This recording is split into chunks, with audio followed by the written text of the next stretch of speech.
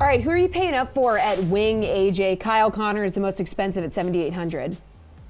I was really tempted to consider Kyle Connor here. I mean, he's been off to a really strong start to the year, but they're going to get Mark Scheifele potentially back tonight. And I think that prices me out here just because his offensive load is going to be reduced just a little bit. Based on early line indications, he's actually going to be bumped to the second. He won't play with Scheifele or Wheeler, which is an even bigger concern at that price range. So instead, I'm going to look at Timo Meier for San Jose. He's a little bit further down at 7,400, still up at the top. 5 goals and 6 helpers, slightly, like I said, slightly lower there.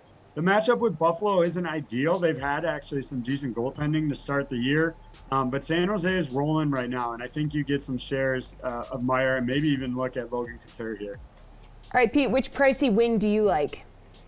I also have Timo Meier in my mock lineup for DraftKings tonight, but I will highlight here Troy Terry because I mentioned Getzlaf earlier, and Troy Terry is on an 8-game point streak very quietly, and his price is still moderate. So I will certainly pay up to ride the hot hand with Troy Terry. 8-game point streak, tied with Alex Ovechkin for the longest in the NHL this season. A lot of people probably don't know that. So yeah, Troy Terry for the Anaheim Ducks is also playing a bigger role right now in the absence of Rickard Rakell. So you'll see him out there on power play 1 with Trevor Zegras, with some of these other studs, these young guys in Anaheim, quickly turning the page from that veteran guard. But also Getzlaf, if you want to stack him with Troy Terry, it's a pretty good play because Getzlaf covers shots on goal, still due for his first goal. I think it could come tonight. And then, of course, he also covers block shots pretty well for a forward. So I'll go with Troy Terry for my wing to spend up for a moderate price. All right, Jeff, who do you like on the wing? Yeah, there's a couple places you can go. I mean, AJ's definitely right to bring up the Philadelphia Flyers. I do like Travis Konecny at 5,600 tonight, but I think, again, I'm going to try and attack a player who he's just overdue to find the back of the net, and Kirill Kaprizov against the Ottawa Senators here at 7,300.